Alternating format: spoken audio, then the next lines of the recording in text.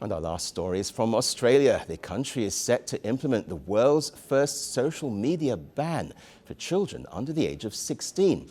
The ban will come into effect tomorrow. Some of the biggest social media platforms will be required to block Australians aged under 16 or face a fine of up to $33 million. Well, these include Facebook, Instagram, Kik, Reddit, Snapchat, Threads, TikTok, X and YouTube. These platforms were on the initial ban list. More platforms could join the list as soon as new products appear and young users switch to alternatives. Well, according to government data, 86% of Australians aged 8 to 15 used social media before the ban takes effect on the eve. Well, Australian Prime Minister Anthony Albanese made a last pitch to convince hundreds of thousands of Australian teens that the new laws were for their own protection.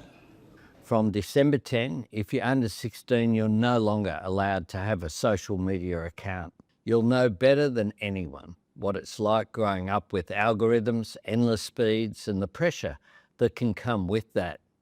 That's why we've taken this step to support you. Above all, make the most of the school holidays coming up, rather than spending it scrolling on your phone. Start a new sport, learn a new instrument, or read that book that's been sitting there on your shelf for some time. And importantly, spend quality time with your friends and your family, face to face. Albanese also talked about other countries going down the same path. It's important here to recognise that Australia isn't going alone. On January 1, change kicks in Malaysia. We have New Zealand. The European Union in the past fortnight has adopted a resolution moving towards this change going forward as well. So this is a global issue that the world is dealing with. Yeah. Well, major tech companies and free speech advocates have criticised the law. Billionaire Elon Musk described the ban as a backdoor way to control access to the internet by all Australians. Other platforms have complained that the ban violates people's rights to free speech. Platforms say they don't make much money showing adverts to children under the age of 16, but the ban might interrupt a pipeline for future users. Meanwhile, parents and child advocates have praised the ban. And as for Australian teens themselves, content creators are worried about their future. I do find customers coming in and they're like, oh, I've seen you on TikTok. Some people even get photos with me here and there, selfies. But I can feel the impact of social media with my business, yes. And others are concerned about finding a community they can relate to. It's going to be worse for like queer people and like people with like niche interests, I guess, because like that's the only way they can find their community. And some people also use it to like vent their feelings and like talk to people to like get help or something.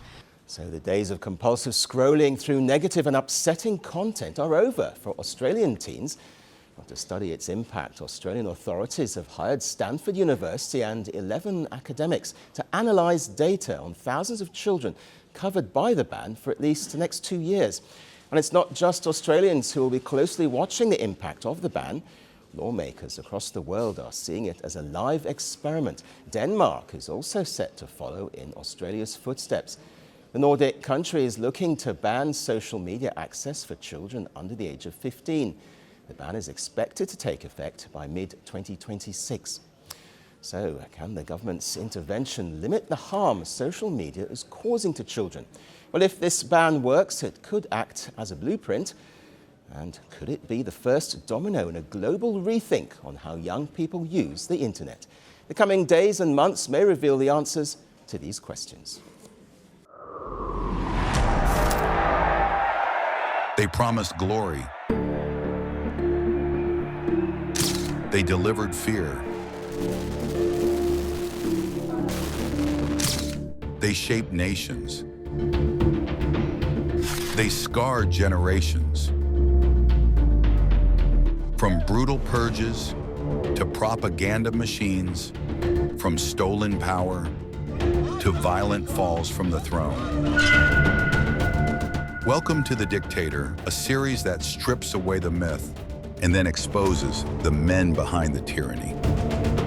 History remembers their power, Firstpost reveals their truth